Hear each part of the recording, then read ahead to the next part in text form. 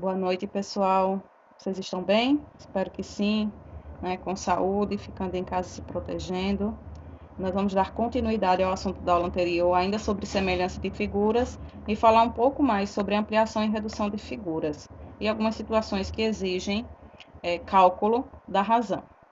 Então, numa ampliação ou redução, as figuras conservam a mesma forma, mas não a dimensão, porque elas podem ser maior ou menor. Então, a dimensão se refere ao tamanho, porém a forma é sempre a mesma. Figuras geometricamente iguais têm a mesma forma e as mesmas dimensões. Elas são iguais uma à outra. E duas figuras são semelhantes quando elas têm a mesma forma. Isso a gente já viu aí situações na aula passada. Então, como construir figuras semelhantes? Uma forma é através da malha quadriculada, porque aí a gente pode ir contando aí os quadrinhos para ver se a razão da ampliação ou da redução é igual, certo? Então, sairia contando cada um dos quadradinhos que compõem a figura. E se a ampliação ou a redução for proporcional a essa quantidade de quadrados, a figura é sim semelhante. Ou então, através de um ponto tomado como referência, a figura é colocada dentro desse ponto nas mesmas dimensões e é chamado esse processo de homotetia, certo? Para quem está iniciando na parte de semelhança de figuras, eu acho a forma mais fácil através da malha quadriculada, porque é só contar os quadrados e reproduzir a figura. Vamos dar continuidade. Então, vê só, nesse caso aí desse slide, a figura 1 e a figura 2, embora tenham dimensões diferentes, né, tamanhos diferentes, elas têm a mesma forma. Numa ampliação ou numa redução, as figuras conservam a mesma forma. Então, tem uma observação aí. A figura 1 é uma ampliação da figura 2, tomando a figura 1 como referência, e a figura 2 é uma redução da figura 1, tomando a figura 1 como referência. Então, duas figuras que são semelhantes ou são geometricamente iguais, ou são ampliadas ou reduzidas uma da outra. Então, ou processo de ampliação ou de redução. Já tenho falado muito sobre isso, né? Desde a aula passada. Então, agora, vamos falar matematicamente falando. Nós estávamos só observando figuras, né? Agora, vamos ver aí com relação a números. Como é que a gente vai fazer esse processo de semelhança. Então, aí, os dois quadrados, eles são semelhantes. Um quadrado tem o lado 2, que é o quadrado A amarelo, e o quadrado B, ele tem lado 4. Então, se é um quadrado, os quatro lados são iguais. Então, repare que o quadrado B é uma ampliação do quadrado A, e a medida dos lados de B é o dobro da medida do lado de A. Então, como assim? Vamos entender. Então, aqui, o lado aqui é 4. Veja que 4 é o dobro de 2. Então, só essa relação, essa razão de semelhança entre os dois, a gente já percebe que um é uma ou ampliação ou redução da outra. Depende de quem a gente tome referência. Se dividirmos o comprimento do lado do quadrado B pelo comprimento do lado do quadrado A, então, o quadrado B tem lado 4. Né? O quadrado A tem lado 2. 4 dividido por 2 dá 2. Então, o número 2 é chamado de razão de semelhança na ampliação. É só dividir o lado do um pelo lado do outro, que a gente acha essa razão, quanto é essa razão de semelhança. Numa ampliação ou numa redução, há uma proporcionalidade. O que quer dizer isso? Direto. Quer dizer que todas as medidas da figura plana, elas vão ser proporcionais, tanto o lado, como a área, como o perímetro. Então, há uma constância de proporcionalidade, dá-se esse nome de razão de semelhança. Aqui nós temos outro exemplo. Deixa eu pegar o pincel de novo.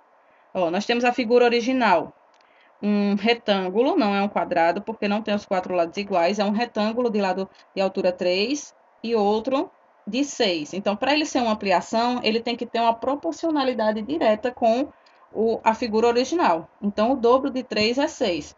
Qual seria o próximo? O próximo poderia ser, por exemplo, o 12, que é o dobro de 6, né? Teria um retângulo de altura 12 e assim por diante. E sempre, sempre vai acontecer da razão ao dividir um lado pelo outro, ao dividir o comprimento da figura obtida e o da figura original, sempre vai dar o mesmo número. No caso, a razão aí é 2. Vamos seguir aqui. A razão entre as áreas de duas figuras semelhantes é igual ao quadrado da razão de semelhança entre essas figuras. Por exemplo, nós temos aí, vamos pegar de novo o exemplo. Primeiro tem que ser feita a análise da figura. Nós temos um quadrado de lado 2, deixa eu passar mais embaixo, e um quadrado de lado 4, certo? O quadrado 2. O quadrado 2, ele vai ter o perímetro 8. Por que 8? Porque o perímetro é a soma de todos os lados. Então, 2 mais 2 mais 2 mais 2 vai dar 8. É o perímetro. A área do quadrado, ele é igual ao lado elevado ao quadrado. Então, vai ser 2 ao quadrado. 2 vezes 2, 4. Tá aqui, então, demonstrado o perímetro, a área e o lado. Agora, aqui. Ao lado, nós temos o quadrado de lado 4. Então, se ele tem lado 4, o perímetro é 16, porque é 4 mais 4 mais 4 mais 4 nos 4 lados. E a área dele é 16, porque é o lado ao quadrado, 4 vezes 4. Então, agora nós podemos fazer, primeiro, a relação entre os lados. Deixa eu voltar aqui.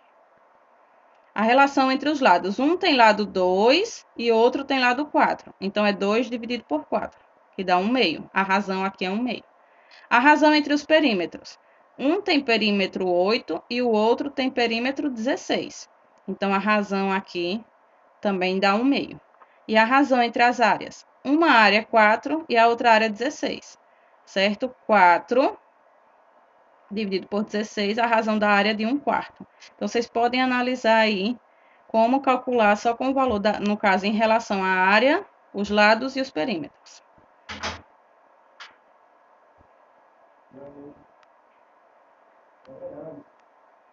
Deixa eu tentar passar aqui. Ok. Então, qual é a condição da semelhança de polígonos? 2 ou mais polígonos são ditos semelhantes quando? Olha aí a condição, para você aprender. Se você aprender essa regrinha, você vai conseguir entender a semelhança de polígonos. Os ângulos são congruentes, né? Os ângulos são iguais aí de uma figura e de outra. Se você for analisar aqui os quadrados da figura anterior, todos os ângulos aqui são ângulos retos de 90 graus, tanto em um quanto em outro. Então, é uma condição para ela ser semelhante.